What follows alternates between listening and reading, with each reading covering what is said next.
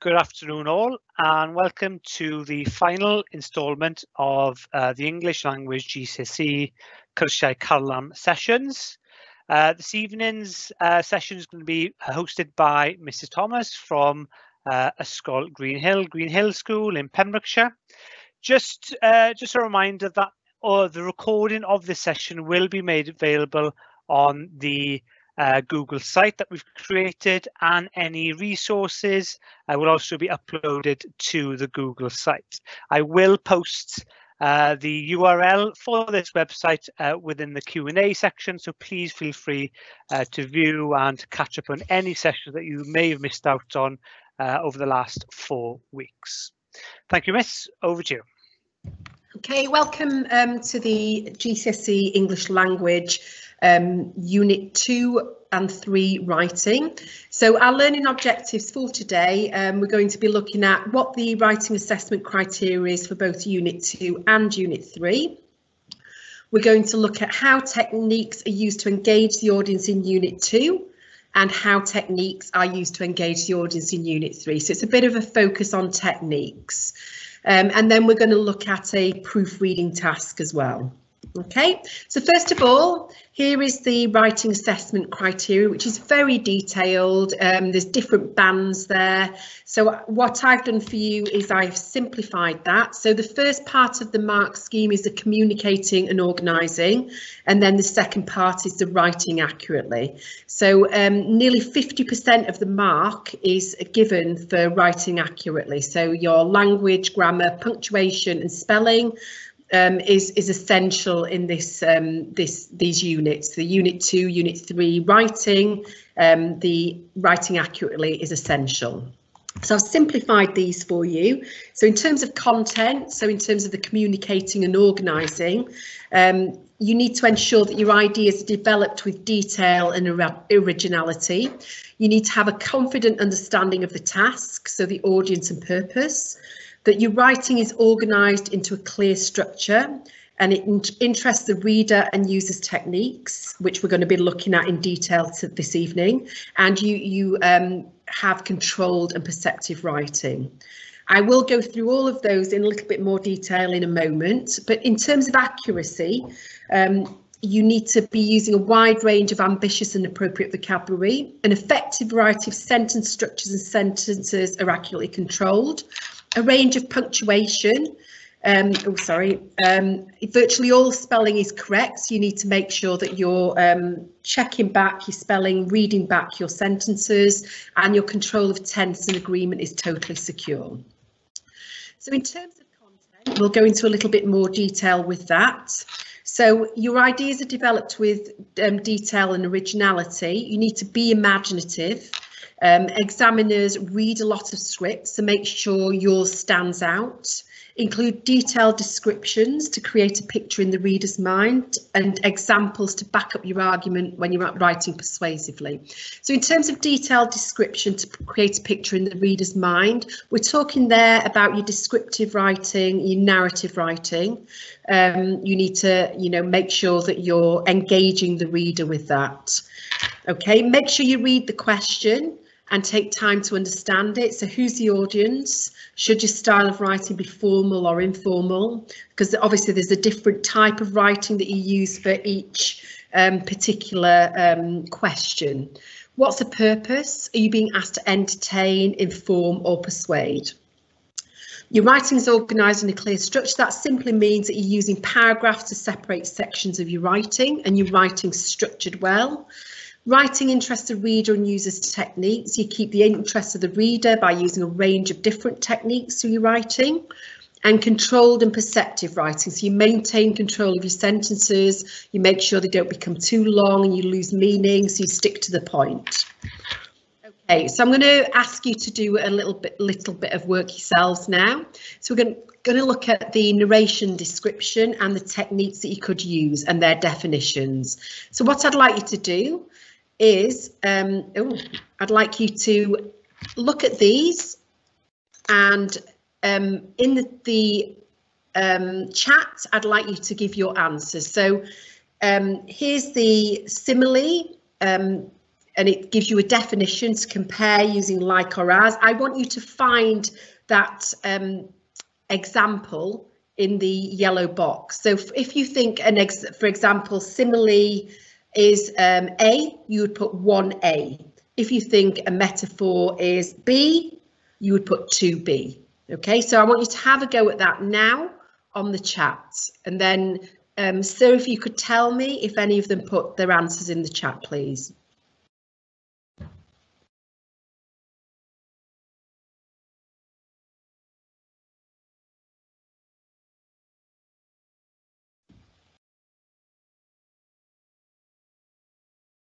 Is there anything coming up there, sir? No, nothing coming through as of yet. Okay. But if anything does come through, I'll give you a call. Okay, brilliant. Okay, I'm going to give you a minute or so to put something in the chat, and then we will go through them. So these are all different techniques that you might use. You could either use these in either descriptive writing, or you could use them in narrative writing as well. So they're techniques that are adaptable to both types of writing.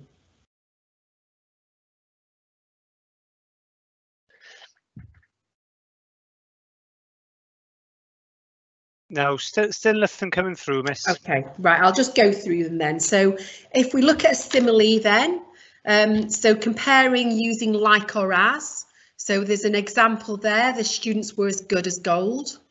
Okay, we've got a metaphor there where one thing is described as another, sometimes confused with a simile, so you need to be careful with that. So with a metaphor, you would not use the like or as, you would say something is something else. So all the world is a stage is your example there. Alliteration then, the repetition of a consonant sounds often at the beginning of each word. So she sells seashells on the seashore. That's an example of alliteration. The personification, human quality is given to an inanimate object. So the clouds wept. So you're giving human qualities to objects that don't normally have them. And then onomatopoeia, the written word reflects the sounds. We've got an example there, crash, smash, boom. And then obviously using precise adjectives, verbs and adverbs. So you're describing nouns, an action, a state or being, or a word used to describe a verb. And I like to use some of these at the beginning of my sentences. So using things like cautiously as an adverb, she opened the door. So rather than using she opened the door, or I opened the door, or he opened the door, you're using an adverb to make the sentence a little bit more interesting. And then the verbs as well. So rather than they strolled along the promenade, you could say things like strolling along the promenade, they encountered. Okay, so using those verbs in different ways within your sentence structure to make the sentences more interesting. Okay, so the next thing we're going to do is look at this extract here. So going to look at demonstrating some of these techniques by using this picture. So I want you to now, if you can, just create a sentence in the chat. So using those sentence starters, you could use the sentence starters there. So observing the, and then maybe put in, I don't know, a few adjectives to describe the site that you're seeing. So imagine that you're creating a brochure for this scene in front of you. What could you use there to help you? Okay, so I'm going to hand over to you, sir, see if there's anything that comes up in the chat now. So my instant reaction would be things like the ordered boats lay gently on the water. Okay, or you could say things like observing the mountains or the hills in the distance, I realised what a special place I lived in. Okay, or, you know, those kinds of ideas that you can could perhaps put in a brochure to entice people to come and see this area that you're advertising. Is there anything come in there, sir? No, nothing as of yet. However, if we go back to the previous one, Bex, she's posted the answers from the previous task, and Oh, right, okay. she's done a fantastic job with matching those there. Brilliant. But no, nothing's come through as of yet. Please, if you're watching this live now, then please do use the Q&A just to type in your answers or your have a go and to see what you've got. Okay. We got one come up here now, miss. We got Okay. the boats bobbing beautifully on the water. Lovely. A piece of alliteration there. That's excellent. Yeah. So just describing that scene, there's so many things that you could pick out in that scene. You know, you could talk about the hills, you could talk about the water, you could talk about the stillness. You know, there's you know, barely any clouds in the sky, the water's very still. You know, so all of those things you could create an image for a brochure to describe that scene. Nothing else come through yet, miss. Okay, right, well, we'll move on. We can always come back to that at a later point. Okay, so this is just an example that I use with my students for the structure of descriptive writing. So if you're describing something, if you're asked to describe a particular scene, I would always, the way I imagine it is it's like I'm a camera. Okay, so I'm a camera and I come into the room, I describe everything in my first section as a big picture. So I give an overview of the entire scene to establish a sense of location. If you're outside, you could write about the sky, the weather, the landscape, how many people are there.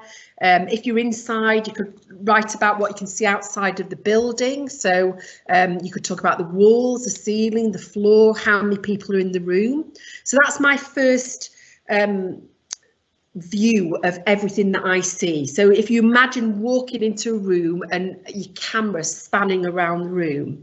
Okay, the second section then, my camera would zoom into one area of the room. So I'd start to focus on a specific area. If you're outside, you could zoom in on one group of people and describe some specific details, or you could zoom in on one specific area of the landscape. If you're inside, you could zoom in on one group of people or one area of the room using specific details. So again, I'm the camera, I'm zooming in on a specific section of the room. So it might be a corner of the room where people are gathered. Then in the third section, I'd zoom in further, so my camera would focus in on one person or object and describe them in very specific detail. So I could focus on their hair, their face, their clothing, their posture, the hands, the feet, what they're doing. So if that's in a room, you know, it's easy enough, you could focus in on one person. If you're outside, again, say, for example, if you're on the beach, you could focus in on one person on the beach who might be playing a game of football, and you describe them in detail. What do they look like? What are they doing? In the fourth section then, I'd focus on another person and connect them to the person or the object that I've already talked about. So in a room, it might be someone you've zoomed in on, and you then start describing the person next to them and they're having a conversation maybe. So you could include some dialogue here, even though it's descriptive writing, they could have some interaction. You could describe that interaction. And then you remember to continue to focus on specific details. So you could focus on their facial expressions, their posture, their body language. And then the final section, I always feel like I'm zooming back out again then. So it's almost like I'm leaving the room, I'm backing away, and I go back to my first section again. I describe the big picture again. So give an overview again to bring your work to a close by echoing the first paragraph. Perhaps you could notice things that have changed, okay, as you zoom in back out again. So that's just the thing that I use for descriptive writing. Again, similar structure for narrative writing. Okay, so remember, narrative writing is where you're telling a story. So in the first section, I would always ask my students to introduce a setting. It's really important to create a setting to engage the reader so that they know exactly, you know, where the story is set, and perhaps it gives them an inkling of what will happen as we move forward. So your first paragraph should consist of descriptive writing. So even though it's narrative writing, within narrative writing, you would always have some descriptions. You're describing in detail where the story takes place. You might also use some of the descriptive writing techniques. One which is essential, I always think, is the 5 senses. Okay, so perhaps what you can see, what you can smell, what you can hear, what you can touch. Okay, so those kind of that technique is really important, I think, in either descriptive or narrative writing. In the second section then of a story, you might introduce your character. So you'd introduce the main character, you'd use your descriptive writing again to give a detailed picture of that main character. So remember how in the descriptive writing we zoomed in, it's the same kind of thing. You're describing this character in detail so we know what the character looks like. You might also introduce a second character here, but your story should have no more than 2 main characters. I would, move away from having any more than 2 characters really, because it gets a little bit confusing. Then the third section is the action. So you describe the main event of your story. Sometimes it's called the problem in the story. You might use time connectives to move the action along. So, things like suddenly or after a while or meanwhile. OK, those types of connectives that move the action along. You could use a brief amount of direct speech here, but don't use too much. I always try and veer my students away from using too much direct speech, simply because of the punctuation. If you're getting that wrong, half of your mark goes on spelling, punctuation and grammar. So if you're getting that wrong, it puts you at a disadvantage straight away. Then the fourth section, I'd link back to the opening paragraph and the setting. Describe the setting, but show how it's slightly changed, perhaps. So, what's changed in the story, what's made that setting change. And then the end section, then make sure your story has a clear and quick ending, and ensure that your ending links back to the title of the story. So whatever topic you're talking about or the examiners asked you to talk about, make sure it links back to that. OK, so that's just a quick overview of how I would structure narrative and descriptive writing. OK, the next part we're going to move on to is the Unit 3, so the argumentation, persuasion and instructional. So these can be a range of different types of writing. So it could be a letter, it could be a speech, it could be a report, a review. So all of these types of things. Now I want you to put your answers in the chat here. So I want you to define the following persuasive techniques. OK, so what technique would this one be? OK, I'm going to just list all of the techniques. It makes it easier if you put your answers in the order that they appear in there.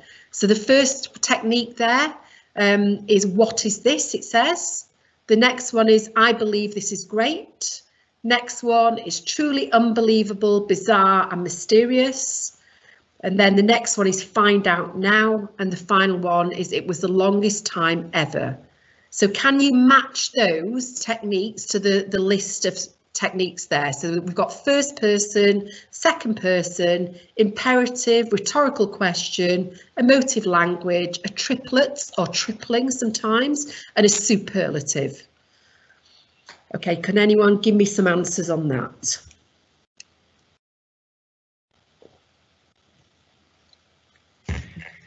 So we've got Lucy's just come in with the first one. What is this? Is it a rhetorical question? It certainly is, Lucy. Yes, well done.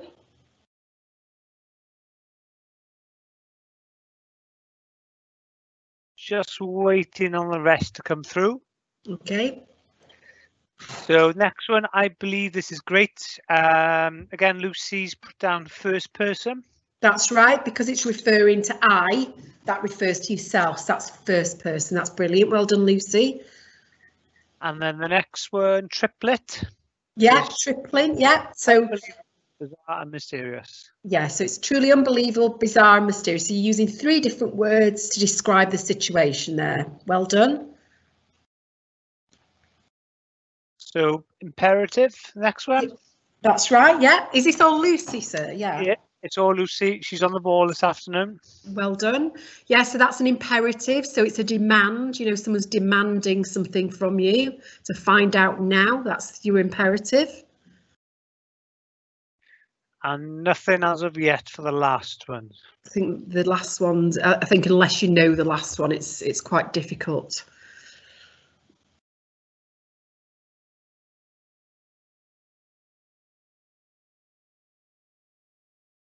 Okay, still nothing coming through. Okay, right, I'll go through the last one. The last one is a superlative. Oh, I missed one out there. So the last one was a superlative. It was the longest time ever.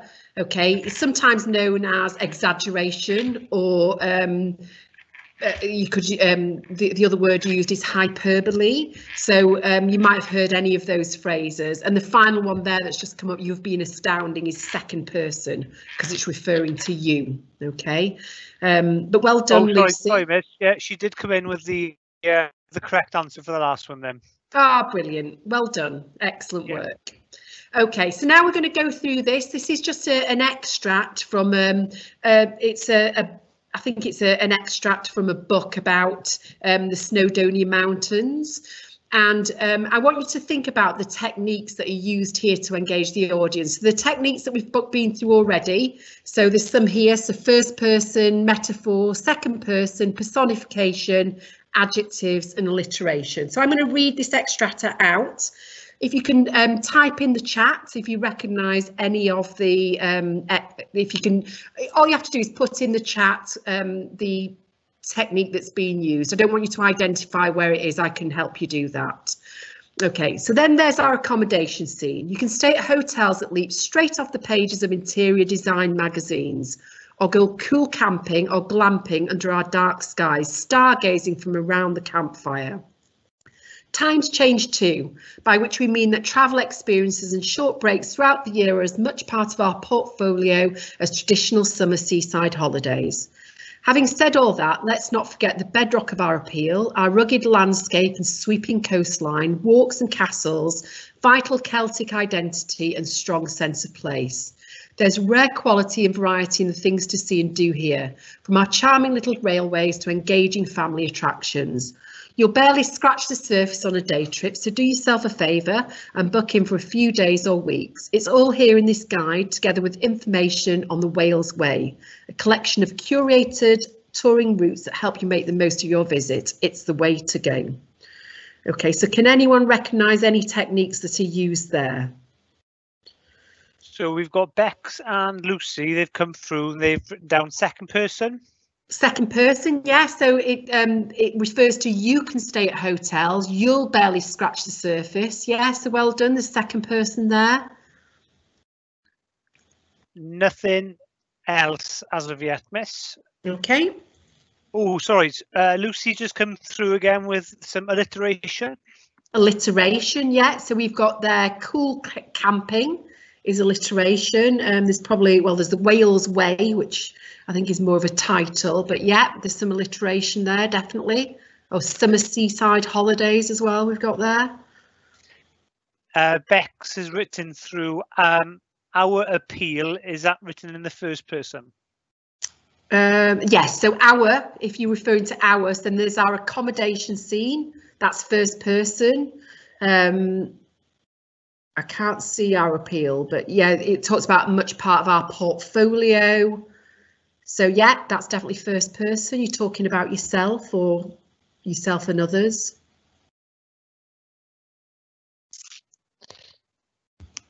Anything else coming up there, sir? A few alliterations, a few first persons. So yeah, well done everybody for using this chat area.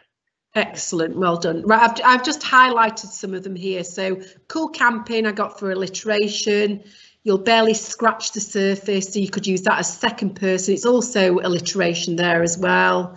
We've got rugged landscape and sweeping coastlines. That's our adjectives. You know, they're quite powerful adjectives, I'd say, rugged and sweeping. Then there's our accommodations. That's first person.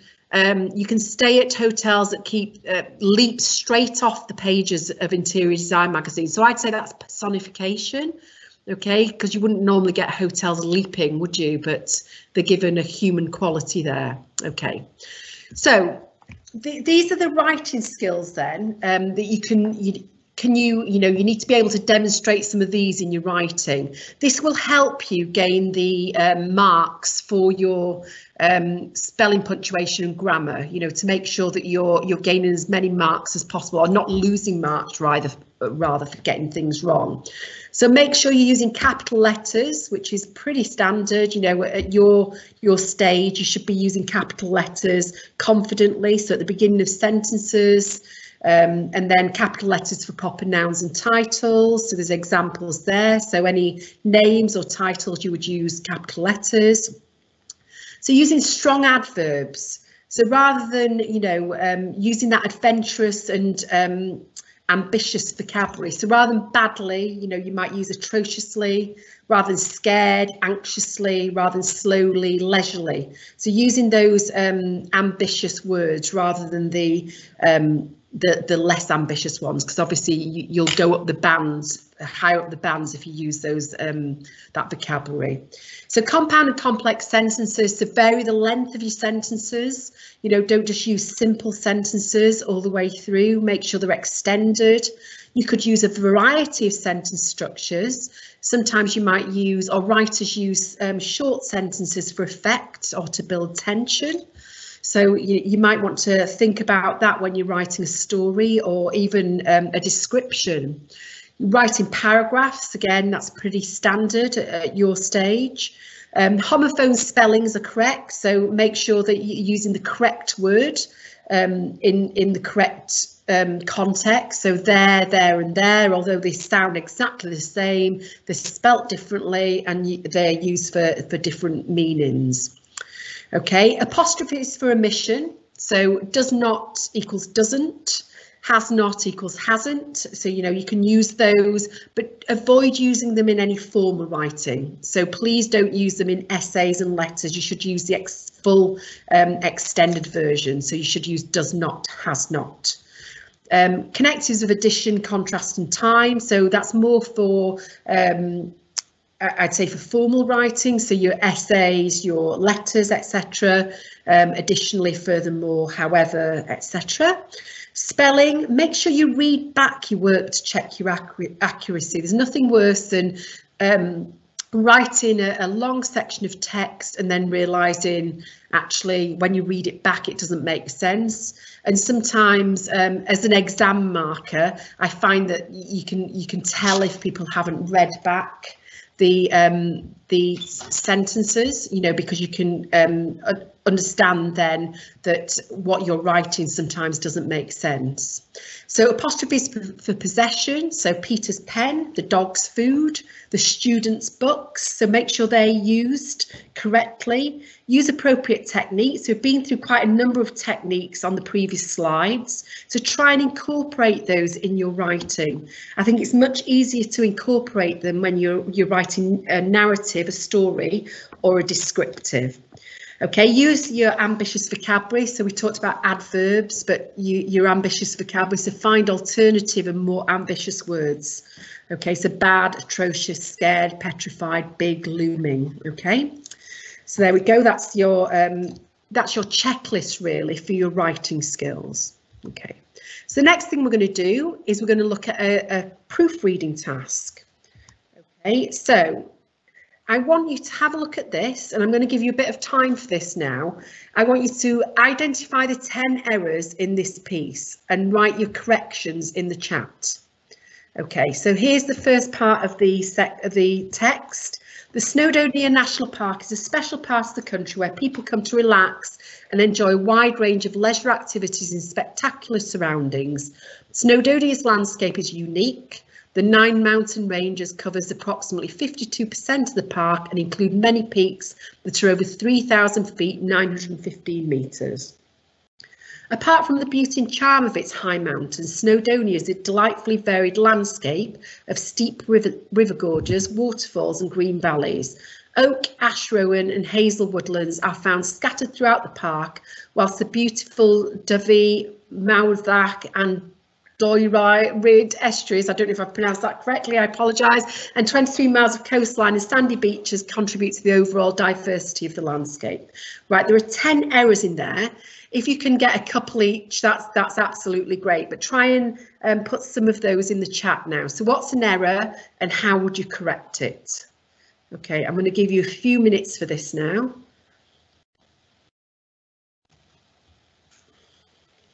So we've got a few coming through with the errors, but it'd be great if they could write down how they would correct the errors. Yeah, because that's I think key when you're doing a proofreading task. You know, sometimes on the exam paper, it's quite easy to circle the errors, but you have to correct them, and they have to be accurate when you correct them. So it's quite important.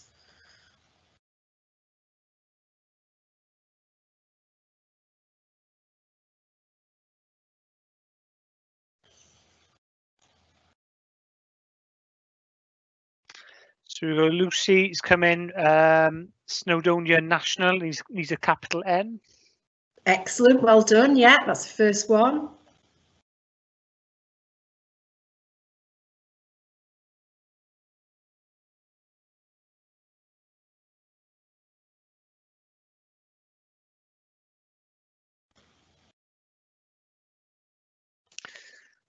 Leisure has come in quite a few times, so it's spelt incorrectly.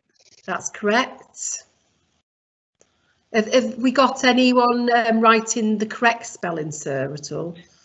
Yeah, they're writing the correct spellings down. So one's just coming now. It says, should it be Snowdonia's with apostrophe S? It certainly should, yeah, because that's a possessive apostrophe. So the landscape belongs to Snowdonia. So Snowdonia's landscape is unique. Excellent, well done. We've got a spelling mistake that's been corrected here by Bex. Delightfully should have 2 L's. Where is that? So 4th line down. Oh yeah, yeah, that's correct. Yeah, so it should be delight and then Full-Ly. That's correct. Yeah, well done. Another spelling mistake. Steep river gorges, should it be STEEP? Brilliant. Yeah, it's sometimes a simple mistakes that we don't pick up on, but yes, well done.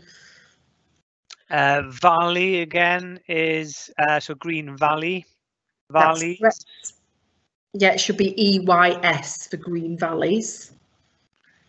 A question here from Bex. So it says oak and then ash, rowan and hazel. Because oak is a capital, does ash, rowan and hazel need to be in capitals? No, I think oak's a capital because it's the beginning of a sentence. So it's just it's just coincidental that it starts a sentence. So they don't need to be capitalised.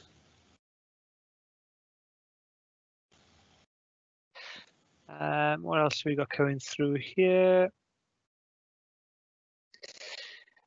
So when they list the woodlands, nominous here, we need a comma between ash and rowan.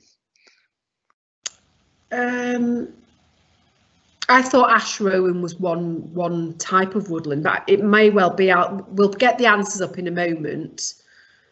Oak, ash, rowan. Oh, maybe, yes. Nothing else coming through as of yet, miss. Okay, well, we'll have a look at the answers and then we can, have a chat about those then. So here are the answers then. Okay, so we got the capital N for Snowdonia National Park because it's a title, so it's a place, isn't it? So you need a capital N there. And we had leisure, that was spelt incorrectly. We've got Snowdonia as the possessive apostrophe there. I think my I'm getting confused at the moment with my pronunciations. The 9 mountain ranges cover, I think on the previous slide it said covers. Okay, so it doesn't need that extra S. And we also had an incorrect spelling of approximately. There's not an L-E-Y at the end of approximately, it's just L-Y. From the beauty, apart from the beauty and charm of its high mountains, okay, there should be no apostrophe in there. If we look at the slide that I've just turned there, it said apart from the beauty and charm of its high mountains, the it has an apostrophe there. It's with an apostrophe means it is. So that just wouldn't make sense there. Apart from the beauty and charm of it is high mountains. So you need to make sure that if the it refers to something that belongs to something else, it doesn't have that apostrophe. Snowdonia's delightfully, so we had that delightfully varied landscape of steep river gorges, so we had the steep as well, waterfalls and green valleys, and there is a comma there, so well done whoever picked that out. I hadn't noticed that. Oak, ash, rowan and hazel woodlands. So we're listing the types of wood that's included there, the types of woodlands, and then beautiful was the final one. So beautiful was spelt incorrectly. It'd been spelt B-U-E-A-T-I-F-U-L. It's quite a tricky word to spell, that one. It's one that people often get incorrect. So well done to everyone who put your answers in the chat there. Well done, you did really well. Okay, so this is our final review now. So I just want to make sure that everyone's clear on, in terms of the writing, that this is your opportunity really to ask any questions that you want to ask. So if you can now put in the chat any questions you may have about anything that I've covered this evening. I know we've kind of gone through that quite quickly. We could have spent a lot more time trying to develop sentences for those earlier tasks. But if you do have any questions, please feel free to pop those in the chat now. Go on, sir. Yeah, we've just had one question come through here, not relating to English, just asking, will this be continuing after the Easter break? Okay. I can answer that one. So no, this will be the final instalment for this block. Obviously you've got assessments coming up after Easter, so we felt that it would be best to give you the time just to concentrate on your assessments. However, if you feel that you would like more in the future, obviously if you move up to year 12 from September onwards, then if you would value any more of these sessions, then please do add a note in the Q&A, and then we can use that as evidence then, and to try to fight our case to have more of these sessions. So no, not after Easter, but potentially in the future we may be looking to run some more. Okay, well, we hope you found them useful as well. You know, hope they've been useful to you to get this a different perspective, I suppose, on the ways that we can write and answer the reading questions. So yeah, okay. So hopefully, you know, I'll go through these lesson objectives now. We will have covered everything. So we talked about what the writing assessment criteria was. We had a look at that. We looked at how techniques are used to engage the audience in Unit 2. And we looked at how techniques are used to engage the audience in Unit 3. And we talked about how you complete the proofreading task. So with the proofreading task, make sure that anything that you're highlighting as an error, you are correcting it as well. So when you do your assessments after Easter, you know, if you're given a task to do on proofreading, make sure you're highlighting it, but also correcting it. It's no good just highlighting it. So I think, you know, as far as I'm aware, we have covered all of those. As I say, if there are any questions, please leave those in the chat. And as Sir said, if you want any further of these sessions, then please note that down in the chat as well. But I mean, thanks a lot for your time, and thank you all for attending. And as Sir mentioned at the beginning, these recordings will be available to you online going forward. Thank you very much.